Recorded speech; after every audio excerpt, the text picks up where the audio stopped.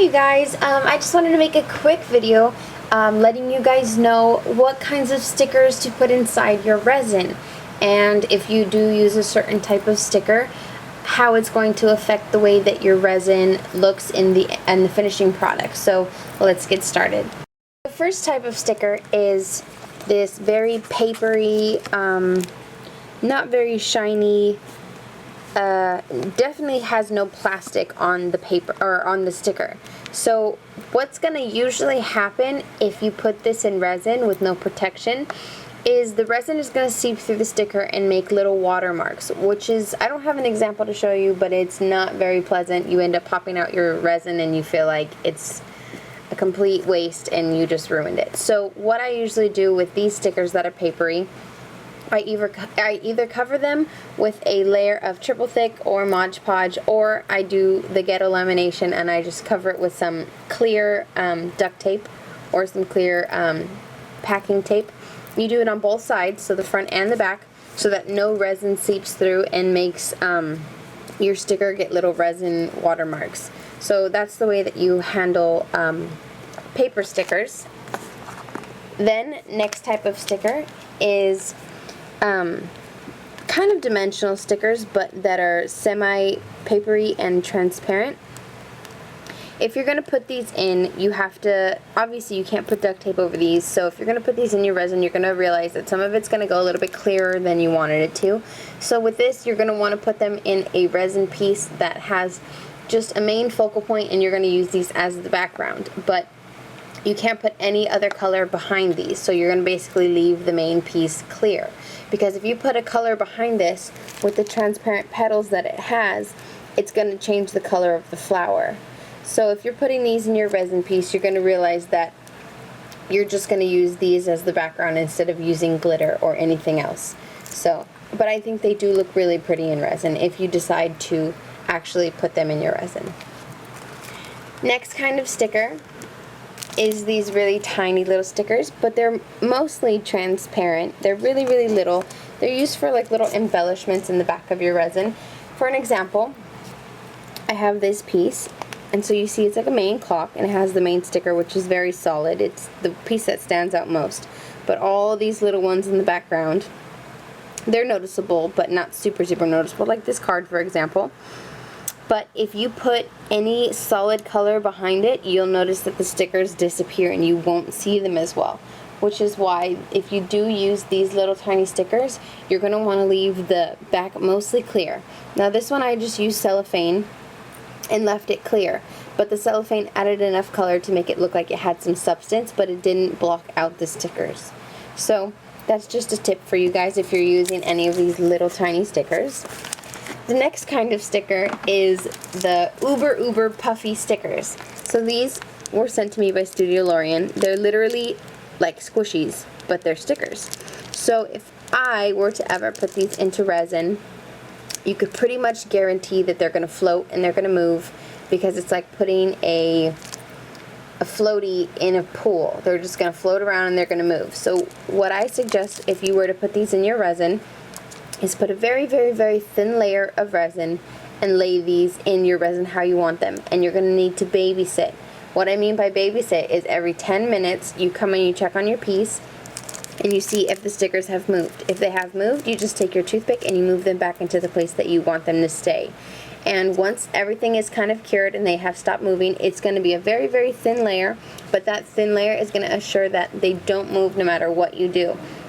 So once that very thin layer has cured all the way and all the stickers are where you want them to be, and it's not going to move anymore, you'll tell that the sticker, since it's so puffy, it'll still be above the resin layer, but since the first resin layer is already cured, it is not going to move anymore. So you can go ahead and add your second layer and your third layer, or however many layers you want to do, but they're not going to move anymore. So you don't have to worry about babysitting them in such deep resin, because the deeper the resin is, the more they're going to float around. But if it's just very thin and it doesn't actually float the sticker up, and it's just enough to let it harden the first little surface, then you're going to be fine. But you're going to have to babysit for the first layer.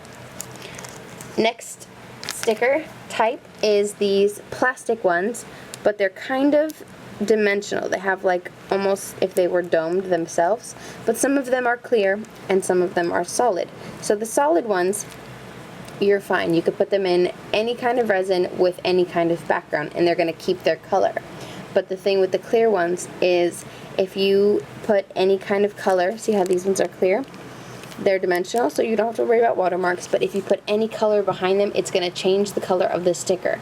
So you're going to want to keep the background either a pink color like this, but not close enough to where you won't see the actual sticker, because if you put pink behind pink, the sticker will disappear. But you could put a white or a yellow or a different hue of pink. So that's just something to look out for when you're using transparent stickers.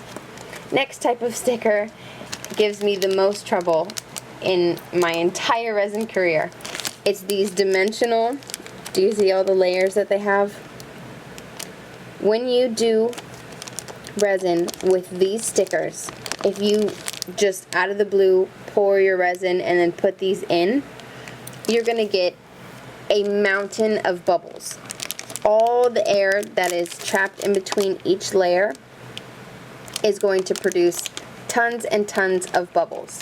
So what I've learned to do is when you're using these, obviously since they are thick, you're going to need a thick layer of resin in your mold. And what I like to do before I even put the sticker in, I dip it in the resin and I completely coat the whole entire thing with resin before I even put it in the mold, so that there's less bubbles. And if you put it in the mold, I suggest you put it inside of a clear mold so that you can look on the bottom of it. Like, see how this one, you can only see the top, but when you turn it around, it's clear so that you can see what's happening on the bottom. So when you put your sticker in, you could turn it over like this and look underneath to see if there's any bubbles that need popping. So that's the best way to go about it, but I suggest you cover this with resin before you even go dipping it in right away, because then you'll just have a ton of bubbles. But I mean, bubbles are very poppable, so with these ones I suggest right after you pour the resin you put these in so that it's still very, very fresh, and you sink it in so that you can pop all the bubbles and the resin isn't curing fast enough to where you can't pop the bubbles anymore. So that's just a tip to do with these dimensional stickers. And another translucent sticker, you're just gonna have to watch out for the color change when you do put another glitter background in the back or another color background in the back. But since these are plastic, you don't have to worry about the watermarks. Next sticker is these other puffy stickers, but they're a little bit thinner. You're going to want to do the same thing with the really thin layer and then let that harden, but as you babysit and you make sure that none of them are moving around, and if they do move around, you just move them back in place. Next kind of sticker is this dimensional sticker, but it's not as dimensional. So with this one, you're not going to want to put such a thick layer of resin, but you are going to want to coat this before you put it into your resin so that it doesn't have so many bubbles. The next kind of sticker is this textured sticker. Now, a lot of you are like, what? Textured sticker? But let me show you. His beard and his clothes are actually fabric. His beard is some kind of fuzzy thing and his clothes are like fabric. So if you put this in resin, not only are bubbles going to seep out of the fabric, you also might get the little watermarks from, like, do you see how dimensional the back is? Like how there's different layers of the body? Like that? That is all going to show through your resin.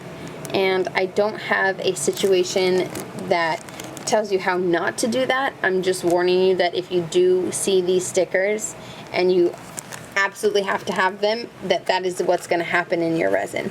The resin is going to saturate this fabric and it's going to make bubbles pop up because there's air inside of this fabric, and it is also going to discolor it. So you just have to be very, very careful when using these stickers. Make sure that you can coat them with a layer of nail polish on the fabric part before you dip them into resin, which will help a little bit, but for the most part you're going to get a lot of bubbles. So these kinds of stickers are going to require a lot of babysitting. And that's it for all the stickers that I have to show you, or all the different kinds of stickers I have to show you. But the best kind of sticker, if you're new at resin, is just a flat, plain plastic sticker. So thank you guys for watching, and I hope this helped.